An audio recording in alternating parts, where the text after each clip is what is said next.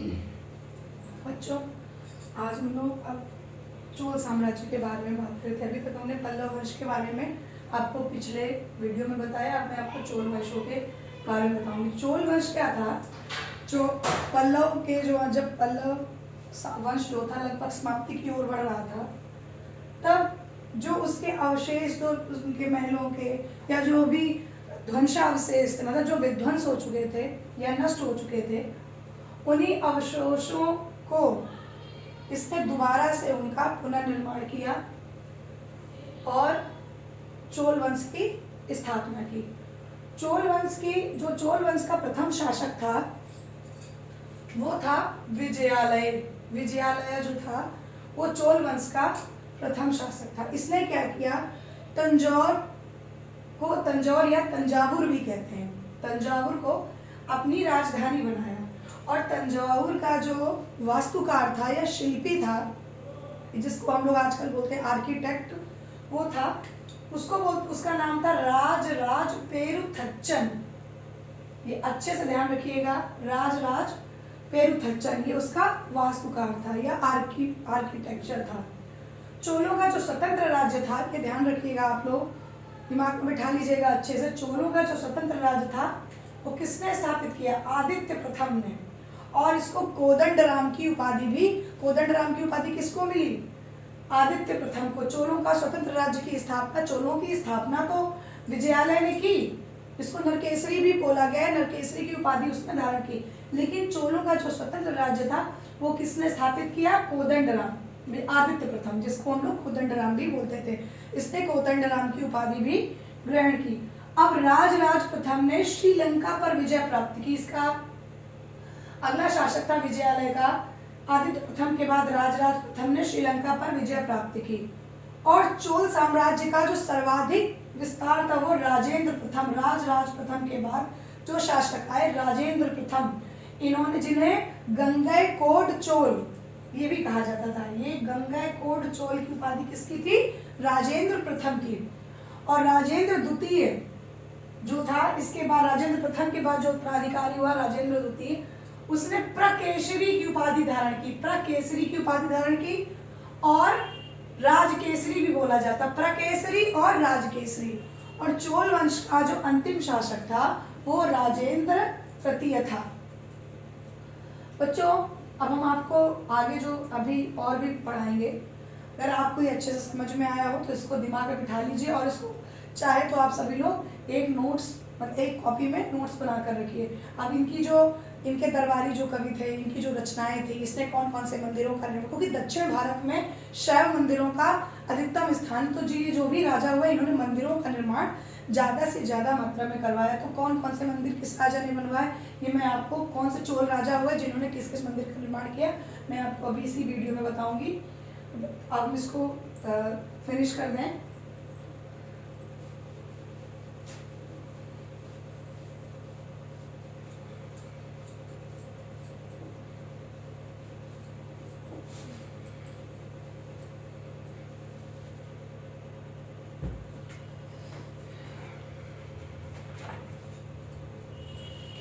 अब बच्चों,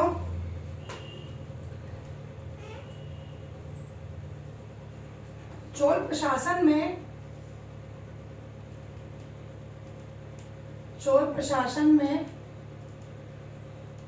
जो भाग लेने वाले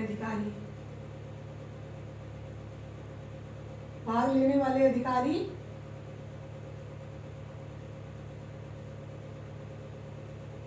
कौन से थे?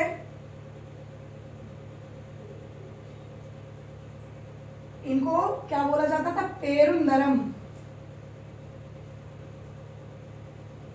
नंबर फर्स्ट, चोल प्रशासन में भाग लेने वाले अधिकारी को क्या बोलते थे? पेरुंदरम। और निम्न श्रेणी के अधिकारियों को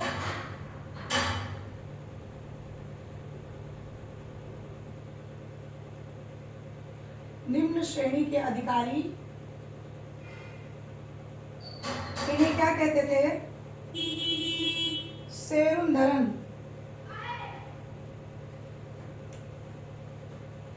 इन्हें सेरुंदरन कहते थे। और उच्च उच्चाधिकारियों को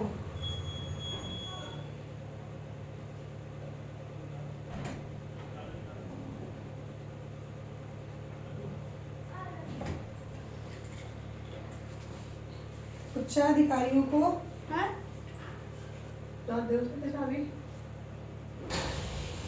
उडम ऊटम कहते हैं।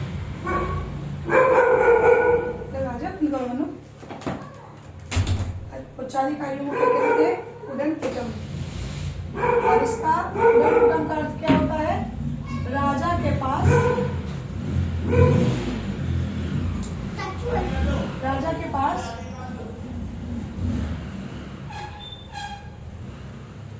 के पास का अधिकारी, जो हमेशा राजा के पास रहता था। और जो चोल साम्राज्य था वो किसमें बटा था? 6 मंडलों में या 6 प्रांतों में। जो चोल साम्राज्य था, आपका जो चोल साम्राज्य था वो 6 मंडलों में विभाजित था।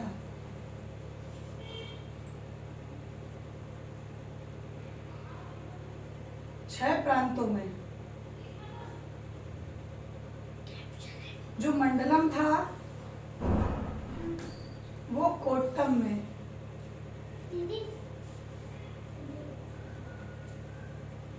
और जो मंडलम कोट्टम में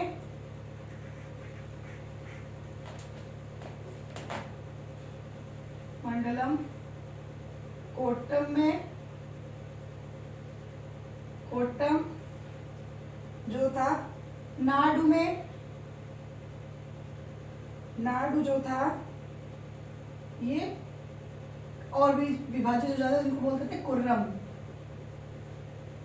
जैसे आपका देश, राज्य, जिला और कस्बे, प्रांत जो भी है, उस तरीके से इसको विभाजित किया गया था। और जो नाडु की स्थानीय सभा होती थी, नाडु की स्थानीय सभा, इन्हें क्या कहते थे? नाटूर। नाडु की स्थानीय सभा को कहते थे नाटूर। और नगर की स्थानीय सभा को, नाडु की स्थानीय सभा को नाटूर, और नगर की स्थानीय सभा को कहते थे नगर तार।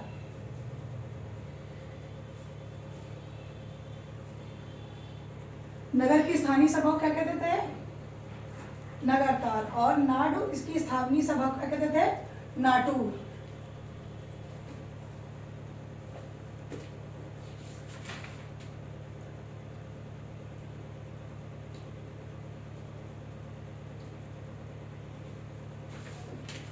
अब हम लोग, आपको ये अच्छे से समझ में आ गया होगा, जो चोल काल का साम्राज्य था, चोल वंश का जो साम्राज्य था वो 6 भागों में विभाजित था। तो बच्चों, अगर आपको ये वीडियो पसंद आया तो ज़्यादा से ज़्यादा सब्सक्राइब, लाइक, कमेंट, शेयर कीजिए। धन्यवाद। यहाँ